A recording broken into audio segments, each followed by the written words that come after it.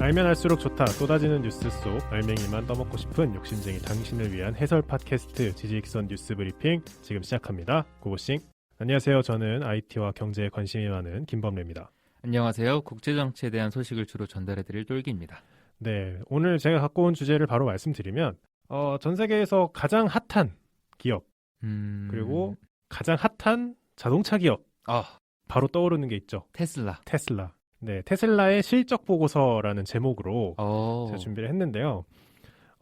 테슬라가 유명해요. 뭐 모르는 분이 거의 없을 거라고 생각합니다. 뭐 특히 자동차를 좋아하시는 분들은 더더욱이 모를 수가 없고, 자동차를 안 좋아하시더라도 주식에 조금만 관심이 있다면 이 테슬라의 최근 어마무시한 수익률 때문에 많이 유명해졌었는데, 네. 테슬라가 21년 1분기 실적 보고서를 발표하면서 그거에 대한 얘기를 좀 해볼까 합니다. 오, 좋습니다. 네, 지지익선 뉴스 브리핑은 청취자 여러분들의 댓글과 좋아요 그리고 후원으로 무럭무럭 성장하고 있습니다. 후원해주신 모든 분들 고맙습니다. 감사합니다. 자, 테슬라에 대한 얘기를 좀 해볼 건데, 우선 테슬라에 대한 간략한 소개. 네. 뭐 다들 아시겠지만 간략한 소개를 해보면 한 문장으로 요약할 수 있어요. 한 문장으로? 전 세계 자동차 시장을 뒤흔들고 있는 회사. 맞다고 보십니까? 그런 것 같은데요. 그쵸. 네. 사실 전기차가 언젠간 올 거야. 뭐 전기차의 시대가 언젠간 올 거야라고 누구나 얘기는 했지만, 테슬라의 등장과 함께 너도 나도 전기차를 만들기 위해서 약간 패러다임이 빨리 바뀌는 추세가 또 있고. 그게 테슬라가 약간 촉발한 거예요? 그런 트렌드를?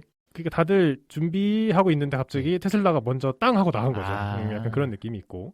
자, 얼마나 잘 나가는 회사냐? 2020년 말 기준 시가총액이 663조 원. 오.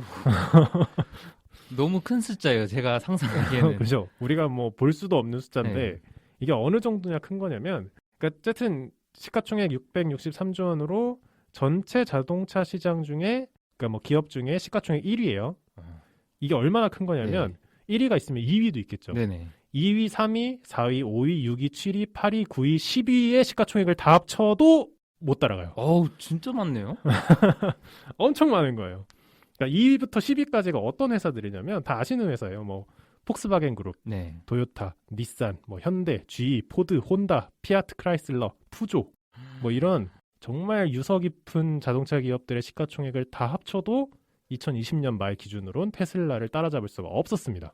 진짜 많이 컸네. 그러니까 언제 이렇게 컸지? 무슨 조카 얘기하듯이 얘기하네. 전통적인 자동차 업체를 다 추월한 전 세계 1위 시가총액 자동차 회사의 21년 1분기 네. 분기 실적 보고서를 제가 브리핑 해드리도록 하겠습니다. 네. 자, 우선 21년 1분기에 실적 발표를 하면서 7분기 연속 흑자 달성에 성공했다고 발표를 합니다. 사실 테슬라가 만들어진 지는 꽤 오래됐어요. 꽤 오래된 회사인데 지금까지 사실 흑자를 낸 적이 거의 없어요. 그러니까 뭐 이렇게 자동차를 찍어서 팔아야 돈이 되는데, 사실 찍어서 판 지도 얼마 안 됐어요. 주변에 타고 다니는 사람들이 많이 없기도 하고. 그렇죠. 보기가 쉽지 않죠.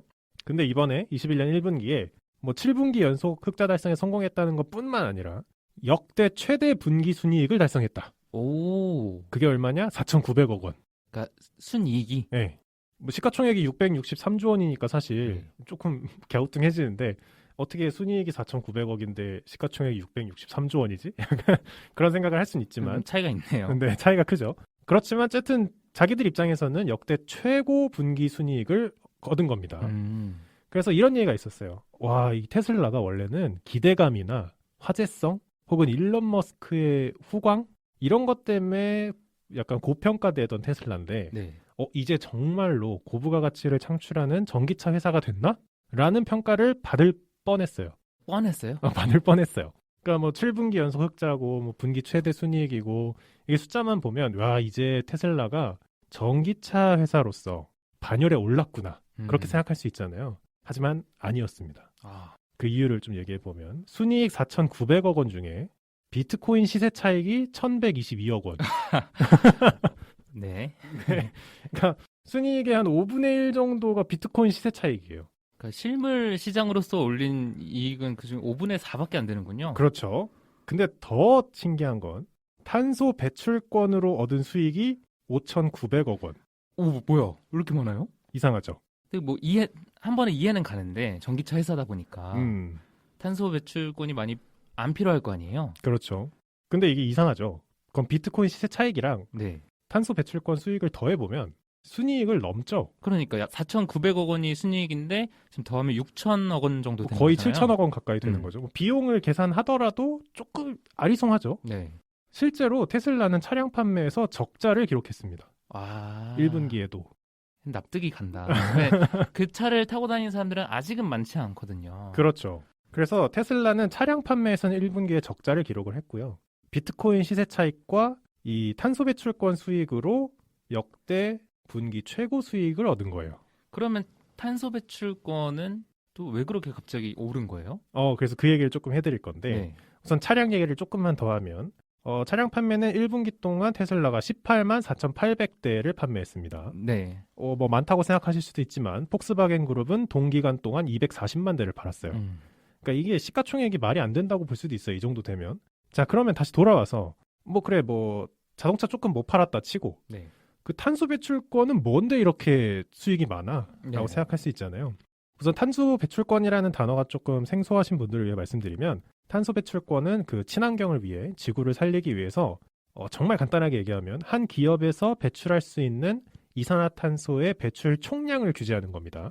유럽은 특정 자동차 브랜드가 판매하는 모든 차량의 이산화탄소 배출량을 뭐 1km당 평균 95g 이하로 제한한다. 뭐 이런 좀 강력한 규제가 있어요. 네. 대한민국은 이런 게 없습니다. 그리고 이 기준을 만약 만족하지 못하면 그 업체는 수천억 원의 과징금을 물어야 돼요. 네. 그러니까 이게 굉장히 강한 규제인 거예요. 뭐 대한민국은 뭐 전기차, 수소차 이런 걸 좀 장려하긴 하지만 네. 그 내연기관 차를 많이 팔았다고 해서 과징금을 때리진 않잖아요. 근데 유럽 같은나 미국 같은 서구권에서는 이 탄소 배출권 규제가 굉장히 강력합니다. 그래서 자동차를 파는 회사는 어쩔 수 없이 전기차나 뭐 하이브리드 차나 이런 이산화탄소 배출이 적은 차를 개발할 수밖에 없는 상황이고요. 근데 이런 타이트한 규제를 뭐 갑자기 생겼다고 해서 뭐 제한하세요. 정부에서 얘기했다고 네 제한하겠습니다. 이러고 제한할 수가 없잖아요. 네. 이미 팔고 있는 차들이 있는데 그렇죠. 새로운 차는 또 개발을 해야 되는 거고. 그렇죠. 그래서 이러한 규제를 맞추기 위해서 기업들이 이 탄소 배출권을 추가로 구매를 해요. 네. 어디로부터? 다른 기업으로부터. 필요가 없는. 그렇죠. 필요가 없거나 좀 남거나 뭐 이런 데로부터 구매를 하는데 테슬라는 자동차가 전기차밖에 없죠. 네, 그렇죠. 네, 그래서 여긴 탄소 배출권이 남아 돌아요. 그렇겠네요. 네, 사실 쓸 데가 없어요. 너무 당연하게도. 그렇죠. 네. 너무 당연하게도. 근데 자동차 브랜드니까 할당받은 탄소 배출권 또 수량은 있어요.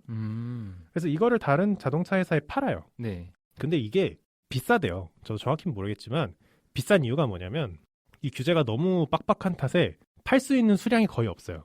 그러니까 다른 자동차 회사나 다른 기업도 자기들 규제 만족시키기가 쉽지 않기 때문에 이거를 남겼다고 해도 선뜻 다른 회사에 못 파는 거예요. 그러니까 그 탄소 배출권 시장에 공급이 얼마 없는 거죠. 그렇죠. 뭐 실물이 아니기도 하고 뭐 더 네. 찍어낼 수도 없는 거고. 그렇죠. 그래서 이걸 사기도 쉽지 않은데 파는 사람을 찾기도 쉽지 않은 거예요. 근데 이걸 테슬라가 약간 시장을 잘 노린 거죠. 이걸 이제 열심히 팔아제꼈는데 가격이 혹시 올라가나요? 이게 품귀 현상이 일어나면? 그건 아니죠. 그럴 수도 있지 않을까요? 어쨌든 중고 거래하는 거니까. 프리미엄이 붙는군요. 그러면은 테슬라로부터 탄소 배출권을 열심히 사가던 고객은 누구냐라고 네. 하면 스텔란티스라는 자동차 그룹이에요. 저는 처음 들어보네요. 전 세계 4위 자동차 회사예요. 그래요? 어떤 그 아래에 있는 기업들이 있나요? 이거는 사실 최근에 합병을 통해서 생긴 회사고요. 네. 그 피아트 크라이슬러와 푸조 시트레잉이 합병을 해서 생긴 회사입니다. 네. 이 회사가 2018년, 19년에 들어서 테슬라의 탄소 배출권을 구매하는 최대 고객이었다고 해요. 그러니까 사실 아시는 분은 아시겠지만 이 친환경차가 대한민국에는 사실 많이 보이잖아요. 뭐 전기차도 있고 네. 뭐 하이브리드도 있고. 근데 유럽 자동차 회사 중에 이 기술력을 좀 빨리 못 따라잡는 회사들도 꽤 있어요. 그래서 이런 회사들이 이제 탄소 배출권을 많이 사는데 이 피아트 크라이슬러와 푸조 시트로행이 합병을 하고 자체적으로 전기차 하이브리드 차를 개발하게 되면서 네. 이제 앞으로는 그러니까 21년 이후부터는 이 탄소 배출권을 구매할 필요가 없어졌다고 합니다. 왜요? 자체적으로 규제를 충족할 수 있게 된 거예요. 왜냐면 이제 전기차도 만들 거고 하이브리드 차도 만들 거고 뭐 플러그인 하이브리드라는 더 좋은 뭐 그 하이브리드 차도 만들 거고 해서 이 스텔란티스라는 자동차 그룹이 테슬라의 탄소 배출권을 구매하지 않아도 이제는 규제를 맞출 수 있다라는 보도가 나왔습니다. 네. 그럼 테슬라 입장에서 어떻게 되죠? 조금 불편하죠. 불편하죠. 네. 이익이 줄어드는 거니까. 그죠. 그것도 전체 수익의 대다수를 차지하는 게 지금 탄소 배출권 수익인데 그렇죠. 그거를 안 사도 된다라고 약간 수요층에서 얘기를 한 거죠. 그래서 테슬라는 앞으로 수익이 줄어들 것이 명확하다라는 분석이 있습니다. 이번 실적 보고서에서 나온 얘기인가요, 그게? 실적 보고서는 테슬라에서 이제 유리하게 발표를 했을 거고 그걸 본 이제 시장의 반응이 뭐 이번까지는 그렇다 치는데 앞으로는 탄소 배출권 수익이 줄어들 것이기 때문에 다시 적자 전환이 될 가능성이 있다. 이번 실적에 약간 거품이 껴있을 수도 있다. 그렇죠. 그렇게 볼 수 있는 거죠. 탄소 배출권 수익으로 약간 뭐라고 할까요? 방패를 삼았다? 뭐 그런 느낌? 그런 느낌일 수 있는데 앞으로는 그게 통하지 않을 수 있다. 네. 그런 시장의 전망이 있는 거죠. 여기까지 보면은 테슬라의 앞날이 조금은 물음표가 됩니다. 우선 차량 판매 실적은 마이너스고 네. 비트코인 시세 차익은 뭐 모르겠고 어떻게 될지 모르는 거니까. 네. 탄소 배출권 수익이 거의 대부분이었는데 이것도 좀 오락가락 하는 것 같고. 자, 그러면은 테슬라 입장에서는 어떻게든 차를 팔아야 돼요. 그렇죠. 뭐 탄소 배출권, 비트코인 다 안 되면 뭐 기업의 본분에 맞게 전기차를 열심히 팔아 제껴야 되는데 이게 또 쉽지 않다라는 전망이 있습니다. 그래요? 왠지 지금 전 세계적으로 친환경 바람이 더 세게 불고 있으니까 더 쉬워질 것 같은데 그게 아니에요? 그렇게도 볼 수 있겠네요. 파이가 커지니까 전기차 시장의 네. 파이가 커지니까. 근데 그것보다 조금 더 저는 이 부분이 설득이 되는데 네. 자, 똘기니 입장에서 자동차 회사예요. 네. 한 4천만 원짜리 차가 있고 1억 2천만 원짜리 차가 있어요. 네. 뭐를 더 많이 팔고 싶을까요? 1억 2천만 원짜리 차를 더 많이 팔고 싶겠죠? 그렇죠. 그 이유는? 그게 더 이윤이 많이 남나요? 그렇죠. 이윤이 네. 많이 남겠죠. 사실 물론 저도 테슬라의 원가를 잘 모르겠지만 네. 1억 2천짜리 차가 원자재가 4배 비쌀까? 그건 잘 모르겠어요. 그렇진 않을 것 같고. 뭐 3배든 4배든 네. 비쌀까? 그렇진 않을 것 같은데 어쨌든 테슬라 입장에서는 프리미엄 모델이라고 하는 혹은 고부가가치 모델이라고 할 수 있는 비싼 차를 많이 팔수록 수익이 좋아요. 네. 사실 이건 너무 당연한 거여서 사실 모든 자동차 브랜드들이 프리미엄 브랜드를 가지고 있죠. 이 테슬라의 프리미엄 모델은 모델 S와 모델 X라는 차예요. S와 X. 네네, 이게 네. 듣기엔 똑같은 발음일 수도 있는데 네. ABCD 할 때 그 알파벳 S와 네. 거의 마지막에 있는 X 네. 이 두 개가 1억이 넘는 차입니다. 음.